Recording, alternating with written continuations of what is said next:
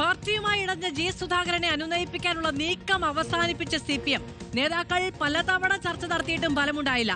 സുധാകരന്റെ നീക്കം കരുതിക്കൂട്ടിയുള്ള നിലപാടാണ് എന്നാണ് പാർട്ടിയുടെ വിലയിരുത്തൽ. ജി സുധാകരൻ സ്വതന്ത്ര സ്ഥാനാർത്ഥിയായി മത്സരിക്കുന്നത് ആത്മഹത്യാപരമെന്ന് SNDP യോഗം ജനറൽ സെക്രട്ടറി വെള്ളാപ്പള്ളി നടേശൻ പറഞ്ഞു. പാർട്ടി മെമ്പർഷിപ്പ് പുതുക്കാനില്ലെന്ന നിലപാട് പരസ്യപ്പെടുത്തിയിട്ട് ദിവസം 6 പിന്നിട്ടു.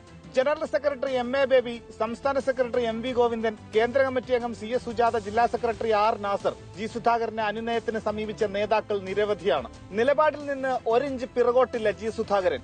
സുധാകരൻ എത്തുമെന്ന പ്രതീക്ഷയിൽ അമ്പലപ്പുഴ സീറ്റ് ഒഴിച്ചിട്ടിരിക്കുകയാണ് UDF.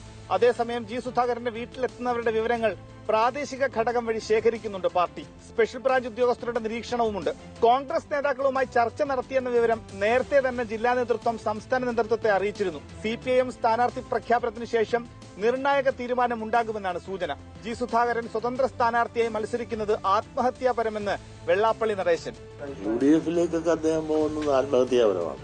ആർക്കും ഒഴിവാക്കാനൊക്കുന്ന, തള്ളിക്കളയാനൊക്കുന്ന ഒരു ജനപ്രതിനിധിയല്ല അദ്ദേഹം. അസംതൃപ്തി മുതലെടുത്ത് KC വേണുഗോപാൽ ഉൾപ്പെടെയുള്ള കോൺഗ്രസ് നേതാക്കൾ ജി സുധാകരനുമായി ബന്ധപ്പെട്ടു എന്നാണ് വിവരം. അമ്പലപ്പുഴയിൽ സ്വതന്ത്ര സ്ഥാനാർത്ഥിയാകാൻ തീരുമാനമെടുത്താൽ പൂർണ്ണ പിന്തുണയാണ് വാഗ്ദാനം. റിപ്പോർട്ടർ, ആലപ്പുഴ.